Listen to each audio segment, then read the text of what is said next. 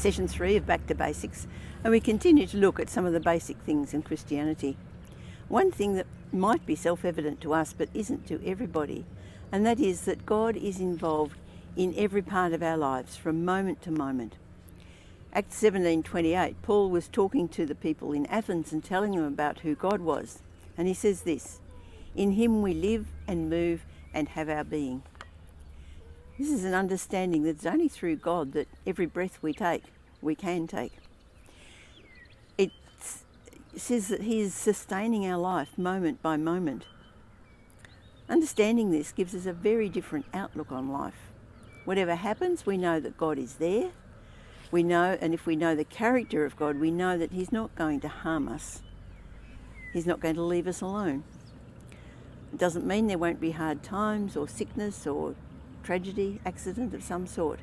But it does mean that we know that in those hard times he is there and he will take us through. Not only that, but we can grow in our strength and our understanding of his love for us.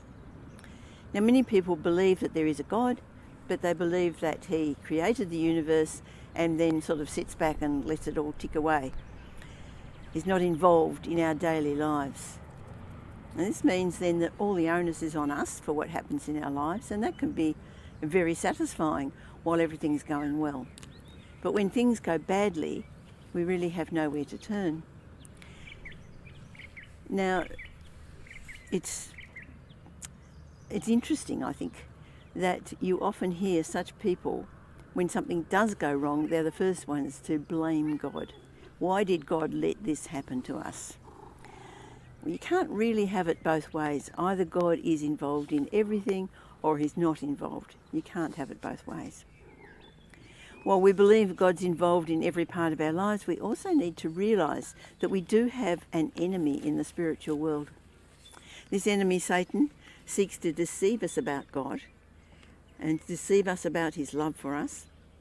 He also wants to destroy our lives. John 10, Jesus is using the imagery of sheep. We are the sheep, and he is the good shepherd.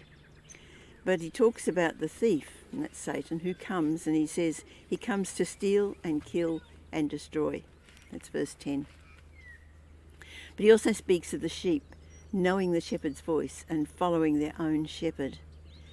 And this is important to us. It's why we need to grow a relationship with God so that we can recognise his voice or when we are being deceived by the enemy.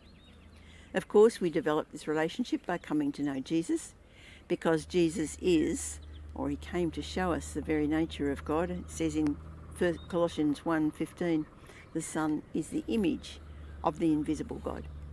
So this is how we find out what God is like. We get to know Jesus by reading about him in the Gospels. And then if we read other parts of the New Testament, we learn about the importance of what he's done for us.